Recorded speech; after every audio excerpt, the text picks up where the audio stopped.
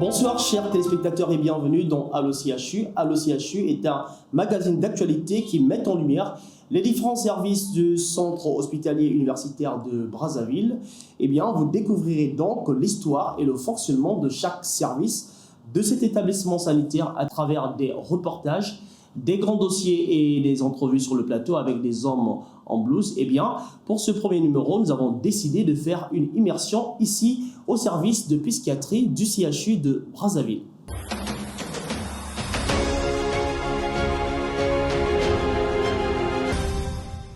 Chers téléspectateurs, il a la cinquantaine révolue, il est toujours cité parmi ceux qui, grâce à leur abnégation au travail, font respecter et respectent le serment d'Hippocrate. Il est professeur agrégé du CAMES en psychiatrie adulte. Il est aussi neurologue. Notre invité est le professeur Alain Mwanga, chef du service de psychiatrie au CHU de Brazzaville. Bonsoir professeur.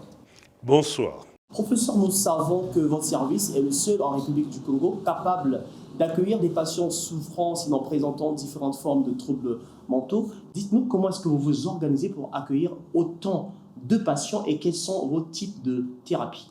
Pour être précis, il faut peut-être parler d'un concept positif au lieu de parler d'un concept négatif. Le concept négatif, ce sont les maladies mentales. Le concept positif, c'est la santé mentale.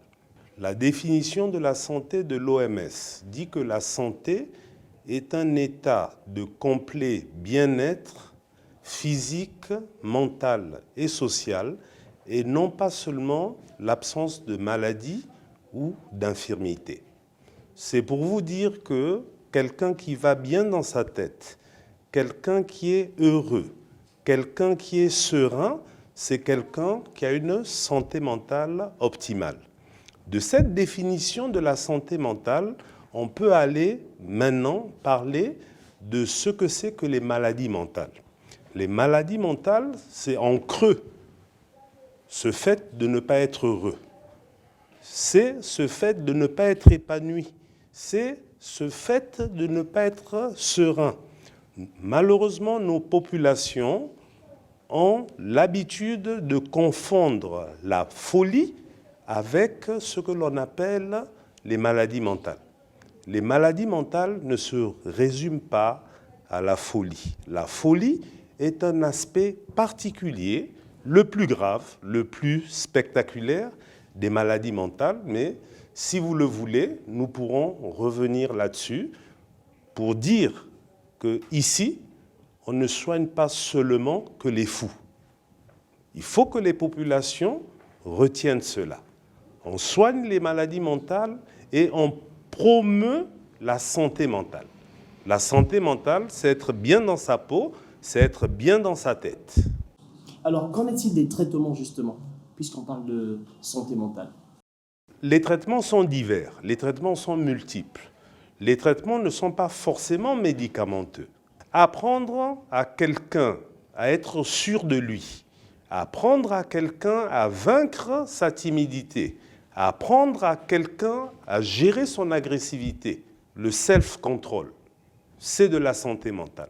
C'est pour vous dire que c'est loin des graves troubles mentaux, et particulièrement la folie, puisque ce qui intéresse les Congolais, malheureusement, c'est uniquement la folie.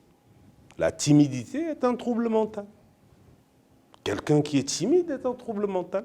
Mais il y a de nombreux Congolais qui ont des difficultés pour prendre la parole en public. Mais c'est un trouble mental. C'est un trouble mental. Quelqu'un qui a des difficultés pour marcher quand il y a des personnes qui le regardent. Ça veut dire qu'il ne se sent pas bien. Marcher, on doit pouvoir marcher, mais lorsque les gens vous regardent et que vous commencez à avoir des troubles de la marche, on doit vous donner l'énergie, la confiance en vous pour faire de telle sorte que vous soyez capable de marcher convenablement en toutes circonstances.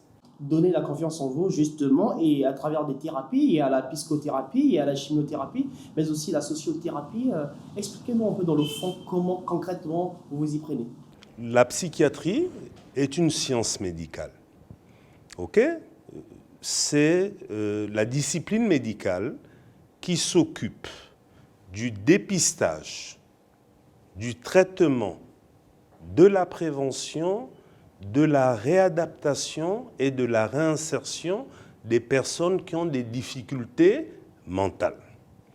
Maintenant, nous avons des outils pour prendre en charge les personnes. Dans ces outils, il y a des outils non médicamenteux. Les outils non médicamenteux, on peut évoquer les psychothérapies. Ce sont des psychothérapies par le verbe. Mais il y a des psychothérapies qui sont non verbales. Dessiner, c'est l'art-thérapie. Écouter la musique, c'est la musicothérapie. Faire du sport, tout cela, ce sont des activités qui améliorent l'état mental de la personne. Et ce ne sont pas des drogues. Ensuite, il y a des moyens thérapeutiques médicamenteux.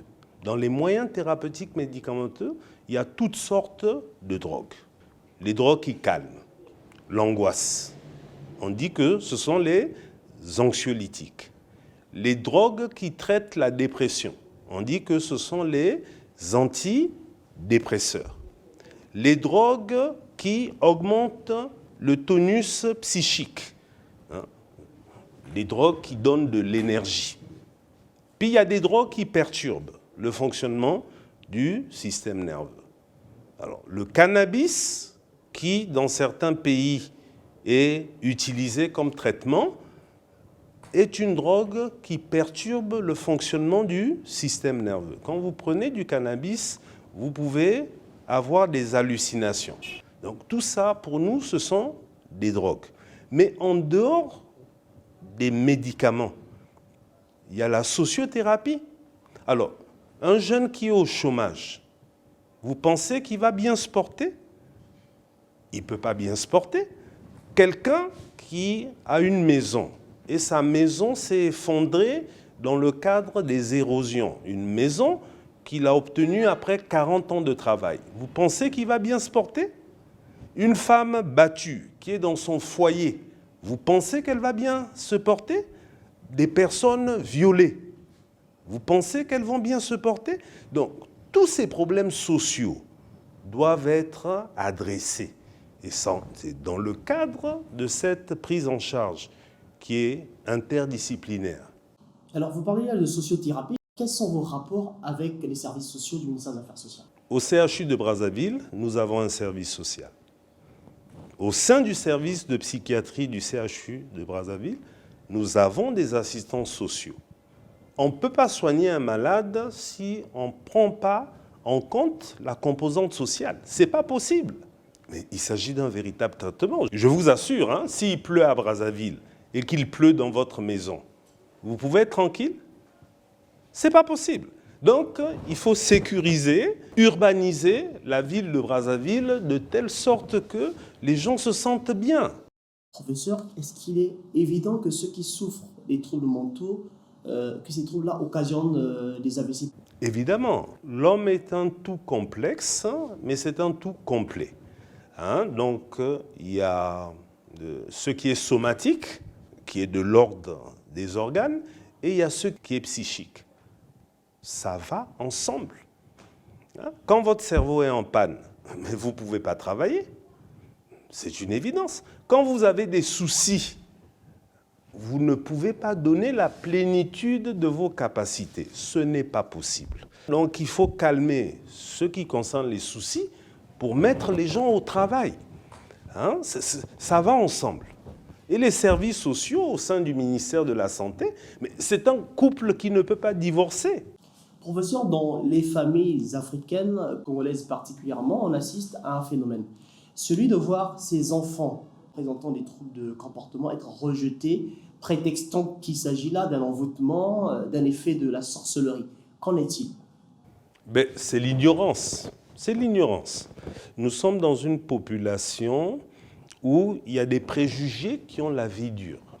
Lorsqu'on dit qu'un enfant est handicapé, handicapé moteur ou handicapé mental, parce qu'il a souffert le jour de sa naissance.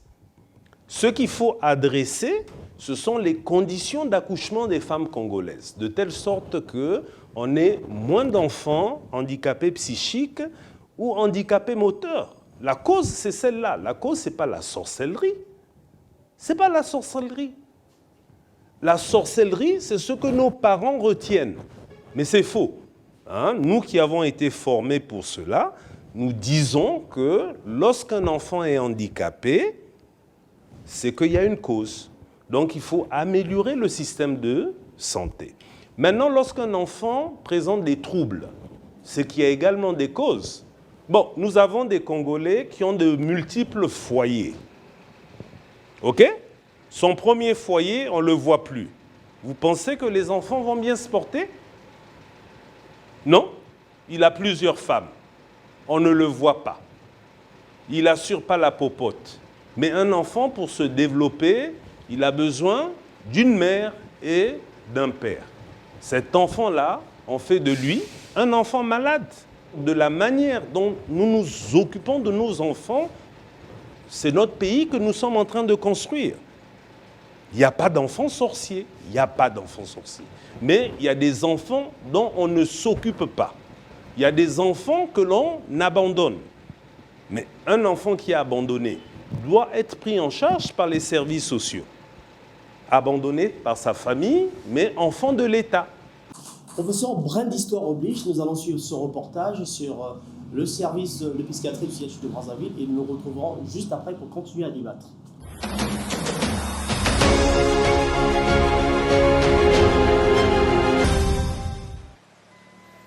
Péjorativement appelé Kabano par les populations qui le considèrent comme un centre de prise en charge des fous, le service de psychiatrie du centre hospitalier et universitaire de Brazzaville, CHUB, est le seul service en République du Congo qui offre des soins de santé en matière de troubles psychologiques ou mentaux. Devenu l'un des services du CHUB depuis 1989, il est pourtant mal connu des Congolais. Le Kabano, c'est l'asile là où on soigne les débiles mentaux. Est-ce que vous connaissez ce qu'on appelle par le service psychiatrique du CHU? C'est situé dans les encablures du CHU. Je pensais que le service psychiatrique, c'est là où se donnent les soins et le Kabano, c'est là où on détient les fous, non? La conception de la psychiatrie de l'époque était une conception asilaire, c'est-à-dire qu'on soignait les malades mentaux à l'écart de la population. Pour ne pas dire qu'on les cachait, pour ne pas dire qu'on les enfermait. C'est pour ça que les populations ont appelé cela Kabano. Il n'y avait pas de médicaments.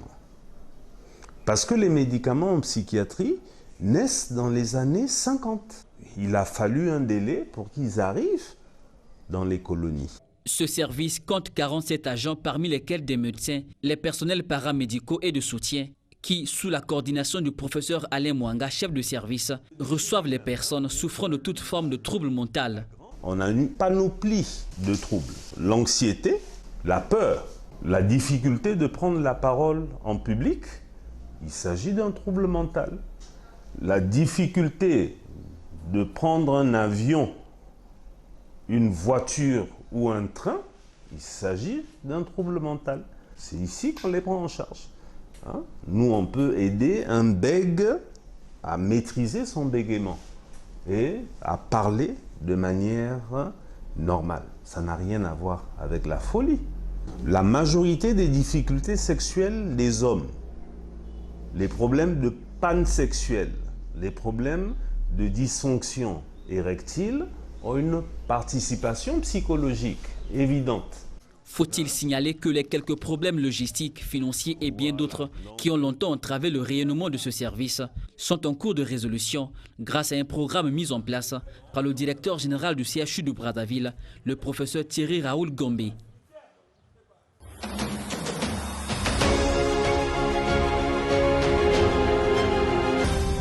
Professeur, nous avons là suivi justement ces Congolais qui confondent le Kabano, cette appellation péjorative pour dire qu'il s'agit là du service de psychiatrie du CHU. Quel est votre commentaire? Bien, mais c'est notre principal problème. Les malades mentaux, leur principal problème, c'est de faire face à la discrimination et à la stigmatisation. La stigmatisation, c'est quoi?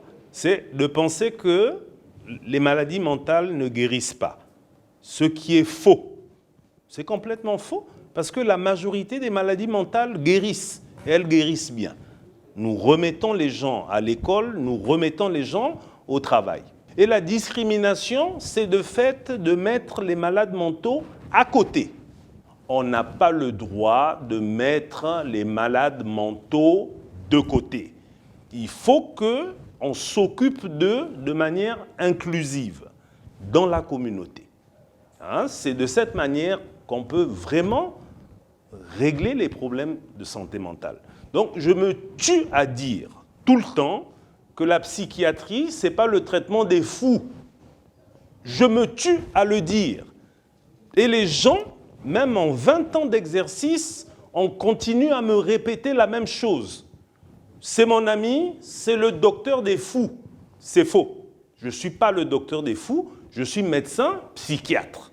Professeur Alain Mwanga, quelle différence entre le psychiatre et le psychologue?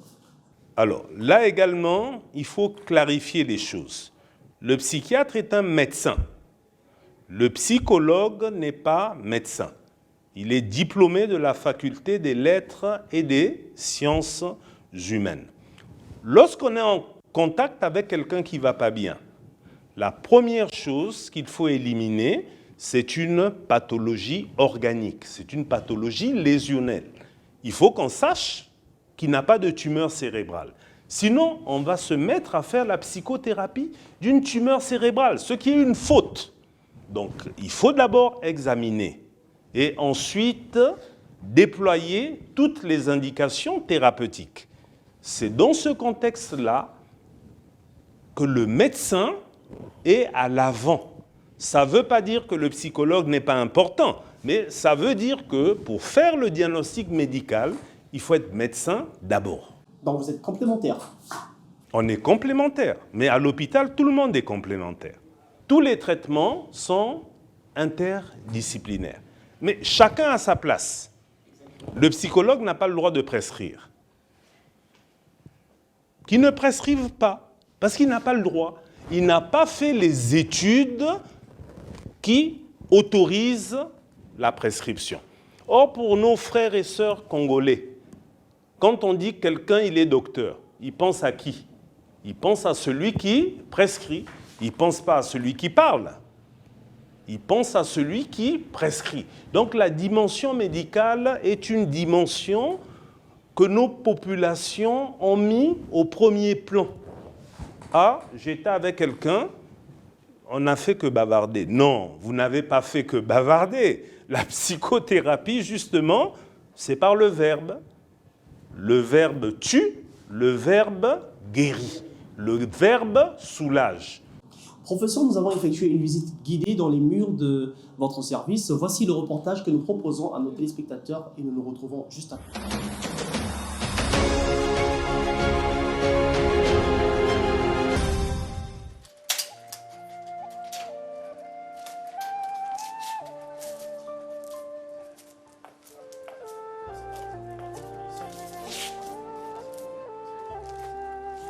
C'est le service où nous recevons les patients qui sont suivis à titre ambulatoire. Donc, il y a deux possibilités. Il y a le suivi ambulatoire, la consultation, et pour les malades qui sont en situation de crise, c'est l'hospitalisation. Donc, c'est dans deux entités différentes.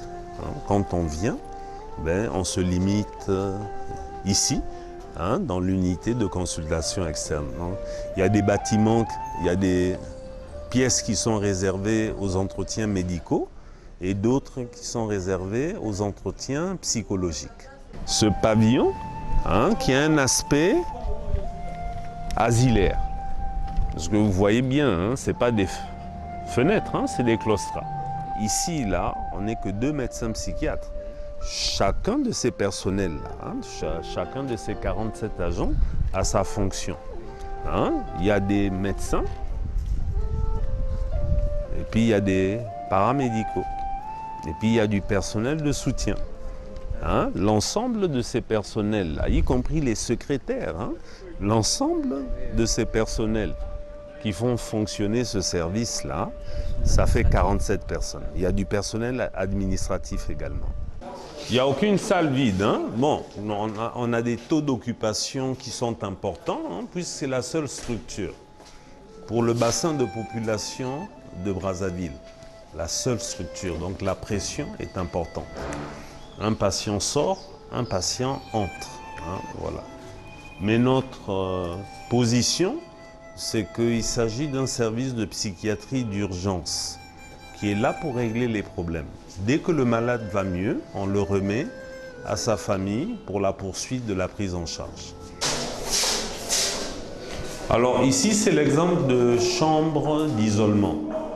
La chambre d'isolement, c'est un endroit où on place un patient qui peut être dangereux, soit pour lui ou soit pour les autres. Donc, pour éviter le danger qu'il peut représenter, soit pour lui ou pour les autres, pendant une courte période, on l'isole. Alors ici, c'est un bloc de bureau. C'est un bloc de bureau qui a été ajouté au bâtiment classique datant de 1957 en 1989. Au moment de la transformation de l'hôpital général en centre hospitalier et universitaire de Brazzaville. Et c'est la première dame de l'époque, Madame Antoinette Sassou Nguesso, qui a offert ce bâtiment.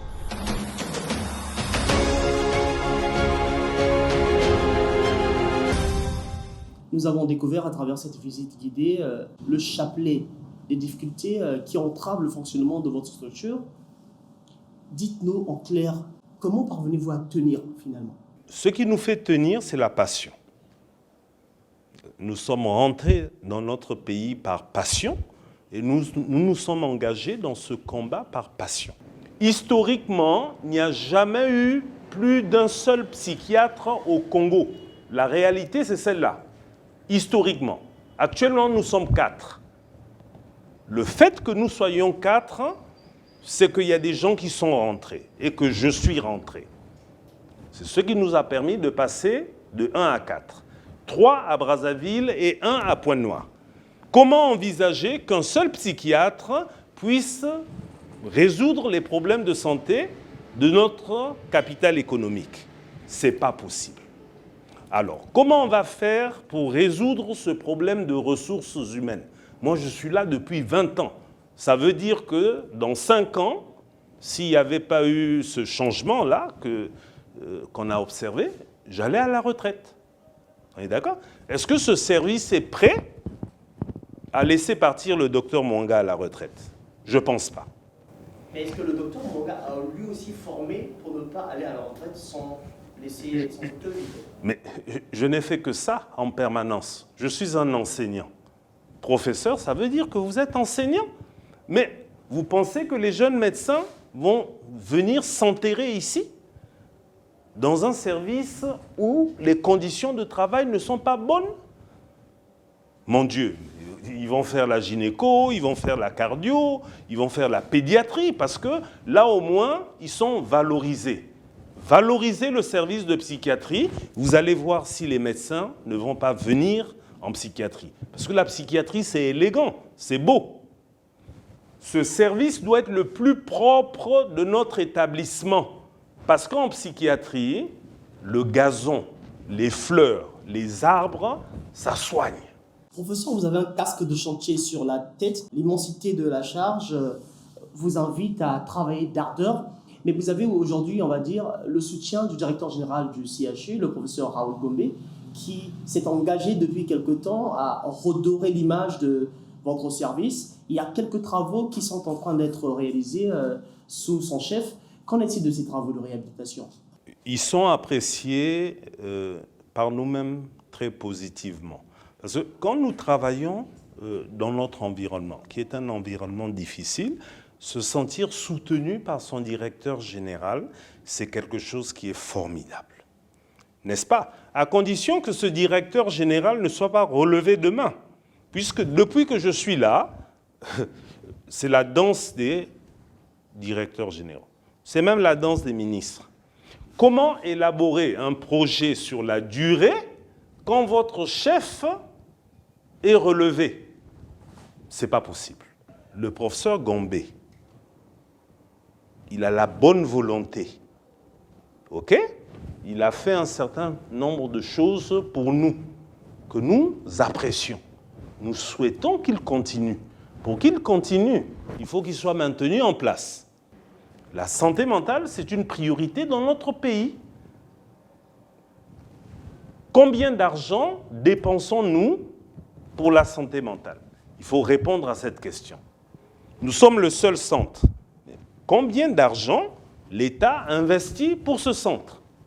Il faut répondre à cette question. Moi, je n'ai pas l'autonomie de gestion. Il y a des gens qui disent « Monsieur le directeur », je ne suis pas directeur, je suis chef de service. Le directeur, c'est le directeur général. Il faut donner les moyens au directeur général pour qu'il arrive à modifier la psychiatrie. Il connaît la solution, il est venu sur place se rendre compte et il a agi. Ce qu'il a fait nous a permis vraiment de nous sentir soutenus. Il le fait avec l'appui du ministère de la Santé et de la population. C'est donc grâce à la bénédiction de notre ministre de tutelle que le directeur général agit. Et nous voulons qu'il continue. Alors, vous voulez qu'il continue, vous avez vanté là les mérites du directeur général du CHU de Brazzaville. Vous-même, en 20 ans d'exercice, quel bilan dressez-vous? J'étais simple spécialiste, je suis maintenant maître de conférences agrégé en psychiatrie adulte. On n'est jamais tout à fait seul. On n'est jamais tout à fait seul. Il y a des gens qui vous aident, qui apprécient ce que vous faites. Et je demande aux gens de continuer à nous aider, puisqu'il y a des particuliers qui aident le service de psychiatrie depuis toujours. Professeur, en une phrase, vous allez regarder la caméra et dire à nos téléspectateurs, dire aux populations, dire aux patients, ce que vous souhaiterez qu'on retienne de vous quand vous ne serez plus chef de service. Bien. Ce que je souhaite, c'est qu'on reconnaisse ce que j'ai fait. Ce que j'ai fait. C'est-à-dire, je suis rentré au CHU, j'étais jeune médecin. J'ai vieilli sous le harnais. Qu'on se souvienne seulement de ce que j'ai fait. Pour le service et pour mon pays. Quand on se souvient de vous, comme on se souviendra aussi du feu docteur célèbre Missonsa? C'est mon maître. C'est mon maître. Et nous rappelons à nos téléspectateurs que nous avons reçu le professeur agrégé du CAMES en psychiatrie adulte. Il est aussi neurologue. Il s'agit là du professeur Alain Mwanga, chef du service de psychiatrie au CHU de Brazzaville. C'était l'invité de ce premier numéro d'Allo CHU. Merci à vous de nous avoir suivis et nous nous retrouvons très prochainement pour un nouveau numéro. Au revoir.